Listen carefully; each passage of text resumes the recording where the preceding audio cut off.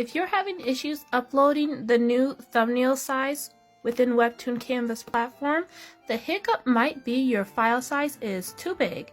For the square thumbnail, it needs to be 500 kilobytes. For the vertical thumbnail, it needs to be 700 kilobytes. So I'll show you what I do.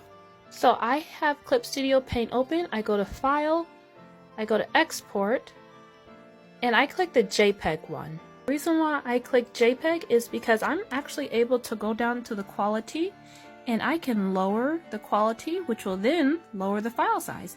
And as you can see, it is now down to 478.29 kilobytes, which is less than the 500 kilobytes. And that's great. So that's how I use Clip Studio Paint to lower the size of my file for uploading onto Webtoon Canva. I didn't have to change the actual size, the 1080 by 1080, I just had to lower the image quality to then lower the file size. If that makes sense. I hope this helps. Bye!